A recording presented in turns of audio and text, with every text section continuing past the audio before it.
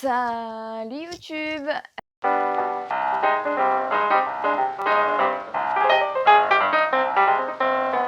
Je suis contente de te retrouver dans cette vidéo, mais bon, en général, quand on filme, c'est qu'on est...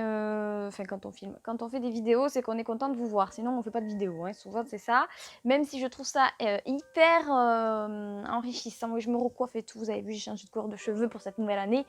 Bon bref, je trouve ça quand même hyper enrichissant, je vois de plus en plus de créateurs de contenu qui se posent devant leur téléphone caméra, je ne sais pas avec quoi ils filment, mais qui se posent juste et qui parlent avec vous, genre de yeux à yeux, enfin avec nous, parce que moi je suis aussi un viewer assidu de YouTube.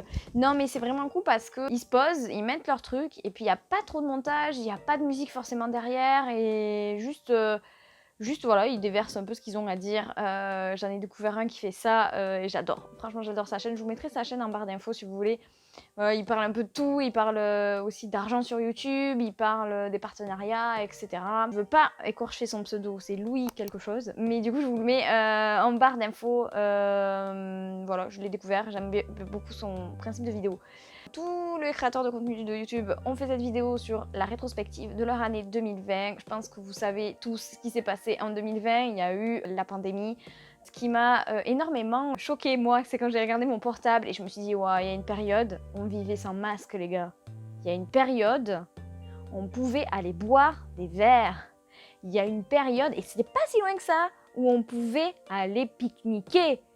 Vraiment, en fait, je me suis rendu compte, j'avais l'impression qu'on était dans cette pandémie et surtout dans ces restrictions sanitaires depuis tellement de temps que j'avais l'impression que ça faisait une éternité. J'en parlais avec ma meilleure amie et je lui dis, mais des fois, je suis choquée, il y a des gens qui n'ont pas de masque dans la rue. Et je me dis, c'est autorisé, c'est pas obligatoire, c'est obligatoire dans les lieux publics, etc. C'est fortement conseillé dans la rue. Mais c'est pas obligatoire dans certains départements. Il y en a d'autres où ils ont rendu ça obligatoire, mais je me dis, mais je suis choquée parce que je vois un visage en fait. Je suis pas choquée qu'ils portent pas de masque, en fait, je suis choquée parce que je vois un visage. Vous voyez ce que je veux dire ou pas? Normalement, je vois des yeux, je vois pas un visage. Donc là, je suis choquée parce que je vois un visage. Pareil, on a regardé avec ma meilleure amie le concert des Enfoirés. Bon, bien évidemment, quand je vais la voir, il n'y a pas de bisous. Je me désinfecte bien, je me lave bien les mains, on garde les 1 mètre de distance. Bon, voilà, hein, on prend quand même nos précautions. On regardait le concert des Enfoirés et je lui disais, mais c'est pas très Covid ça. Et puis ça non plus, c'est pas très Covid. Mais en fait, on s'est rendu compte que ça a été filmé avant que la pandémie ne commence. Et que donc c'est pour ça qu'ils ont des comportements qu'on qualifierait de pas très Covid maintenant. Mais je lui dis, mais en fait, ça me semble tellement présent, tellement ancré, tellement obligatoire, tellement que j'ai l'impression qu'on a toujours vécu avec ça presque. Voilà, j'en oublie même qu'il y avait une période où le masque n'était pas obligatoire, quoi.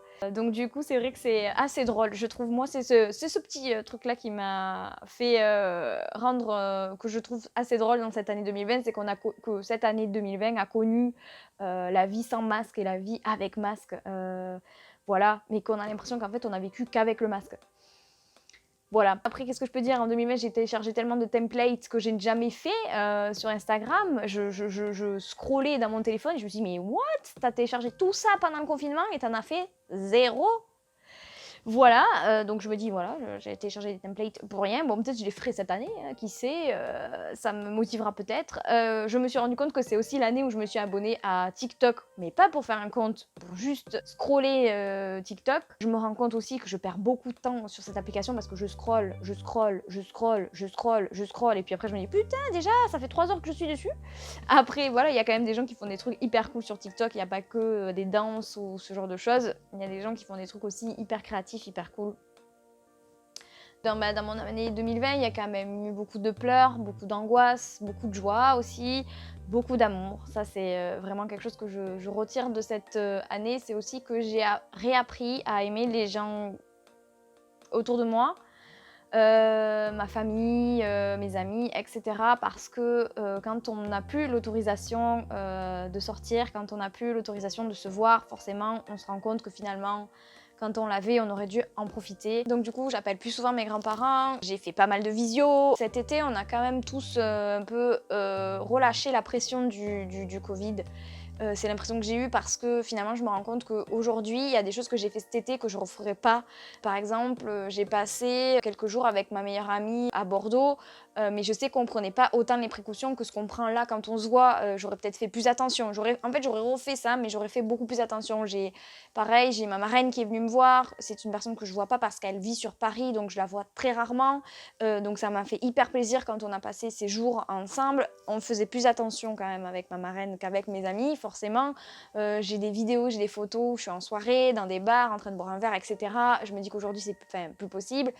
Mais j'ai quand même des très beaux souvenirs de cette année-là. J'ai quand même donc réappris à aimer les gens que j'aime, à apprendre des nouvelles. Vraiment, j'ai adoré cette année dans le sens où elle nous a permis de faire le point aussi sur les relations avec les autres. C'est ce que je trouve. Bon, après, oui, bien évidemment, j'ai pleuré. Bien évidemment, j'ai été angoissée par tout ça. Notamment quand il y a eu le premier confinement et le déconfinement après. Mais c'est aussi parce que je me suis confinée avec mon copain. Donc, j'ai beaucoup pleuré parce que je partais et que j'étais obligée de revenir dans mon mètre carré toute seule.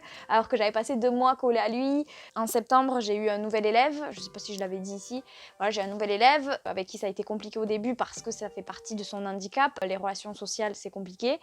On a réussi à s'apprécier, à se dompter chacun. Moi, je prends sur moi, je vois que lui, il prend sur lui sur beaucoup de choses aussi. Et ça fait qu'on a une relation qui marche et une relation qui le fait progresser. Et ça, c'est la pépite sur mon petit gâteau. Voilà, j'adore. Je vois que mon métier, ça m'a permis aussi de m'épanouir parce que dans cette pandémie, on a les masques et on a appris aussi à communiquer autrement. Je sais que du coup, moi, avec l'élève que je suis, puisque dans le handicap, c'est quand même important de voir, surtout pour les personnes qui ont des soucis relationnels, ils se basent sur votre visage en fait, sur est-ce que vous souriez, est-ce que vous froncez les sourcils, pour voir si vous êtes en colère, joyeux, etc. Et c'est vrai que quand tu as le masque, ils ne peuvent se baser que sur tes yeux. Et donc du coup, on a appris à communiquer autrement, on a appris à vivre ensemble et à communiquer ensemble. Et c'est aussi une expérience très très cool. J'ai repris mon stage, donc ça c'est encore plus cool. Je fais de la maternelle et du primaire toujours, j'adore. Je me rends compte de plus en plus que je veux rejoindre mon copain, que je pourrais même dire conjoint maintenant que ça fait 3 ans qu'on est ensemble. Parce qu'on n'est pas fiancés, on n'est pas mariés, mais ça fait quand même un petit moment qu'on est ensemble. Je me rends compte que j'ai besoin de le voir, que j'ai envie de le voir souvent. Donc avec mon copain, pendant le 2e confinement, en fait, on avait décidé de ne pas se voir tous les week-ends comme on fait là, ou un week-end sur 2. En fait, donc le confinement est annoncé pendant les vacances d'octobre, donc je suis revenue à Bordeaux après et on s'est vu fin novembre, voilà. On s'est vu fin novembre, une fois, un week-end. Je suis allée passer une nuit chez lui parce que j'en pouvais plus de ne pas pouvoir le voir. Et ensuite, on a attendu, donc du coup, on a fait 15 jours non, 3 semaines, ouais, on a fait pratiquement un mois sans se voir, on a fait tout novembre sans se voir, on s'est vu le dernier week-end de novembre et après, on s'est revus que pendant les vacances de décembre. Donc ça, c'était assez compliqué à gérer pour moi parce que je me suis rendu compte qu'il me manquait énormément et que j'avais très envie d'être avec lui.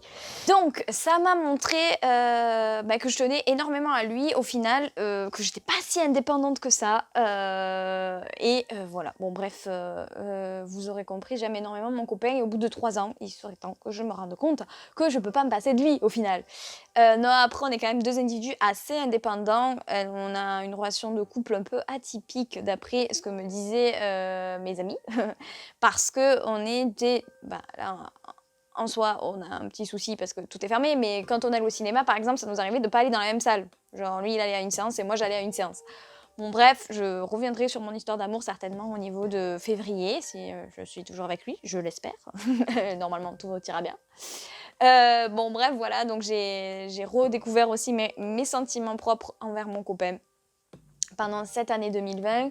Mais c'est vrai que j'ai terminé l'année 2020 et même là, je débute l'année 2021 avec un mood un peu de fatigue. En fait, je suis totalement aliénée par ce rythme métro, boulot, dodo. C'est vraiment quelque chose qui me pèse. Je pense que ça pèse sur beaucoup de gens, hein. Je veux pas faire genre Calimero, etc. Et c'est normal en fait parce qu'on n'a plus vraiment d'activité pour se détendre. Par exemple, j'ai commencé la danse en septembre parce qu'on pouvait danser, etc. en studio, etc. Et maintenant, je peux plus. C'était une activité qui me permettait de m'évader, qui me permettait de faire du sport, qui me permettait de me dépenser. Je rencontrais de nouvelles personnes, etc. Et c'est vrai que ça manque énormément, je trouve. Donc voilà, pour mon année 2021, j'ai refait des bujots, j'ai refait des to-do list à n'en plus finir, etc. Mais je me rends compte que je suis... pendant les vacances, j'étais hyper déter, hyper motivée, j'étais trop bien. Et en arrivant à Bordeaux, j'ai perdu tout ça, je me sens fatiguée, je me sens épuisée en fait, vraiment. Alors que l'année commence, je me sens vraiment épuisée moralement. En fait, je sens que c'est pas physique, je sens que c'est vraiment psychologique. C'est d'être là, ici, toute seule. J'ai un peu de mal, enfin toute seule. Non, mon petit lapin blanc avec moi. Je suis pas toute seule, mais c'est vrai que c'est un peu dur, je trouve, ce début d'année 2021. J'ai prévu de faire une vidéo un peu ma vie d'adulte, mais chacun a sa vie d'adulte, je tiens à le préciser. Mon meilleur ami n'a pas la même vie que moi, je n'ai pas la même vie que mon copain n'a pas la même vie que ma meilleure amie. Bref, on vit chacun sa vie d'adulte différemment, mais par exemple, quand on vit toute seule, le ménage ne se fait pas. Voilà. Et là, je suis dans un appart qui n'est pas du tout rangé, pas du tout nettoyé parce que j'ai eu la flemme de le faire avant les vacances de décembre, qu'après je suis allée en vacances et qu'après je suis revenue. Et que du coup, il faut se motiver à le faire parce qu'il n'y a personne qui pourra le faire pour vous. Et c'est vrai que j'ai du mal à me mettre dans tout ce qui est tâches, pas administratives parce que j'arrive à quand même... genre j'ai des deadlines à respecter, je les respecte et je fais bien mon travail, je prévois à l'avance et tout pour bien finir tout à l'avance. Mais tout ce qui est mon environnement, en fait, j'ai beaucoup de mal, je trouve, à me motiver. En fait, quand j'arrive chez moi, j'ai envie de me mettre sous la couette et de regarder un film ou de regarder une série, de boire mon petit thé, de manger un petit chocolat et pas du tout de prendre mon balai, de balayer, de trier, de ranger, pas du tout. En fait, j'ai pas du tout envie de faire ça. Mais voilà, pareil, je voudrais me remettre au sport, c'était une de mes résolutions de 2021, mais je n'ai pas l'envie, en fait, quand j'arrive chez moi, sortir mon petit tapis, me faire des petits abdos, tout ça, là, j'ai pas envie, en fait, j'ai pas du tout envie. Après, je suis encore suivie par mon coach sportif, donc j'ai quand même du sport une fois toutes les 2 semaines, donc ça, je suis quand même active. Je rentre à pied, enfin je fais mes trajets à pied, etc.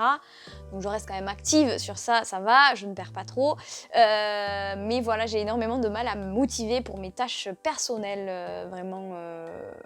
Enfin, vraiment, en fait, c'est pour le ménage, quoi. Le ménage, la vaisselle. Voilà. Donc, si vous avez des astuces pour se motiver à faire le ménage et la vaisselle, sachant que je suis persuadée que ça m'aiderait à cleaner aussi dans ma tête, en fait, d'avoir parce qu'une fois que c'est rangé, je me dis, waouh, c'est beau, ça donne envie de vivre là. Là, ça donne pas envie de vivre là. Là, ça donne envie de fuir. Donc du coup, voilà, je fais le strict minimum, quoi. Je fais ma vaisselle pour pas que ça pue trop et puis je vide les poubelles. Voilà. J'ai pas balayé depuis avant les vacances, quoi. J'ai pas balayé depuis 2 semaines avant les vacances, donc depuis 1 mois. J'ai pas passé la serpillière. Si, j'ai passé la serpillière. Dans une seule partie de mon appart, mais j'ai passé la serpillière sur une partie. Attendez, hein. Donc voilà, non, tout ça pour dire que c'est normal. En fait, j'ai envie de dire aux gens, c'est pas grave. Si vous avez fait des résolutions et que vous n'arrivez pas à les mettre en place pour l'instant, c'est pas grave. Faut souffler, il faut le faire à son rythme. Il y a plein de choses que je me suis notées à côté et que j'ai réussi à faire. Par exemple, j'ai fait un super classeur d'administratif où j'ai rangé parce que, bien évidemment, maintenant qu'on vit toute seule, j'ai plus même papa-maman pour me ranger mes papiers. Donc du coup, j'ai un classeur d'administratif où je range tout, mes salaires, mes bulletins de salaire, mes papiers pour les impôts, tout ce qui a été validation de mes yeux pour que j'ai une trace comme quoi j'ai bien validé. Tout ça, j'ai tout rangé, j'ai tout trié, j'ai tout fait. Donc je me dis, d'un côté, je ne fais pas rien. Voilà ce que je veux dire. Vous ne faites pas rien non plus. Et si vous avez besoin de vous reposer, c'est que vous en avez besoin. C'est tout. En fait, il ne faut pas se mettre la pression. Mais quand je vois ma to-do list qui ne se raye pas, forcément, ça me met un petit peu en colère. Bon. Donc voilà, pour 2021, je me souhaite que du bonheur et je vous souhaite que du bonheur. J'espère qu'on va réaliser tous nos rêves les plus fous. J'espère qu'on va pouvoir recommencer surtout à pouvoir bouger. Pour ceux qui adorent voyager, par exemple, que vous allez pouvoir reprendre vos voyages. Ce genre de choses pour 2021. J'espère qu'on aura enfin le droit de pouvoir se réunir autour d'un verre dans un bar, pas parce que l'alcool c'est délicieux, non pas du tout, je n'aime pas l'alcool, mais parce que c'est toujours bien d'avoir des moments où on partage et où on parle avec des gens. Voilà, vraiment c'est ça que j'avais envie de faire passer comme message pour 2021, c'est ça que j'aimerais, c'est pouvoir avoir des gens sans me préoccuper de la distanciation, du masque, du machin, du bidule. Bon voilà, on n'en est pas sorti, on est d'accord, on n'en est pas sorti. Pour la chaîne YouTube, qu'est-ce qu'il y aura en 2021? Eh ben, c'est une excellente question. Déjà, je vais continuer le let's play des Sims 4 que j'avais commencé, sachant que je pense que je vais passer que sur des machinima parce que la version jouée où tu joues, je trouve que c'est moins intéressant au final.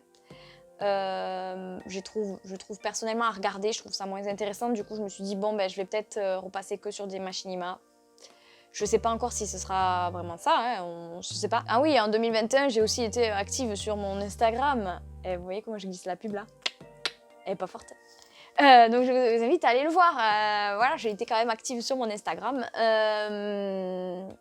J'ai sorti des vidéos YouTube, alors je vous invite à aller regarder ces autres vidéos, même si elles ne sont pas certaines d'une extrême bonne qualité, ni audio ni visuel. Mais bon, hein, on débute, il faut arrêter de vouloir du hype quand on débute, hein, petit à petit.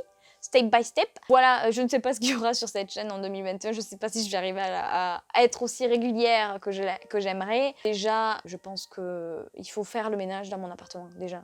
C'est une bonne début, je pense. Je sais pas ce que vous en pensez, mais je pense que c'est un bon début. Je vais et j'aimerais faire des vidéos justement où je vous parle du fait de vivre toute seule et de toutes les choses que tu dois faire quand que tu commences à être un peu indépendante, entre guillemets, hein, pour les impôts, pour plein de choses. Parce que je ne trouve pas de vidéos vraiment qui me correspondent sur ça, sur les petits tips en fait, qu'est-ce que tu fais, voilà, première déclaration d'impôt, comment ça se passe. Voilà, ça je sais pas. Je n'ai pas trouvé, donc du coup je vous expliquerai comment moi j'ai fait. Si ça peut vous aider, j'en serais ravie. Bref, je vous souhaite le meilleur pour cette année 2021. Je ne sais pas si j'ai envie de souhaiter une bonne année parce que on a souhaité une bonne année 2020, ça s'est mal passé. Donc peut-être il faut dire année de merde, bonne année de merde 2021. Non, voilà, donc je préfère vous souhaiter le meilleur. Je préfère vous souhaiter que vous arriviez à vous fixer des objectifs et à les tenir. Ne fixez pas des objectifs trop hauts, hein. Step by step, on y va doucement, on y va au feeling, on y va feel good, on y va cool. En fait, cette année 2020 m'a aussi permis de me rendre compte que ça sert à rien de se mettre des objectifs ici et qu'il faut commencer par des trucs comme ça parce qu'il y a des trucs qu'on ne pourra pas gérer à côté qui ne dépendent pas de nous. La pandémie ne dépend pas de nous. Donc du coup, fixez-vous des petits objectifs et puis dès que vous arrivez, c'est déjà un step et puis un autre et puis un autre. Et puis petit à petit, vous arriverez à des objectifs beaucoup plus grands. Voilà, prenez soin de vous. Je sais pas quelle heure il est chez vous, donc je ne sais pas si je dois vous dire bonsoir, bonjour, bon après-midi. Donc voilà, je vous fais d'énormes bisous. Et je vous dis surtout, prenez soin de vous et à une prochaine. Salut!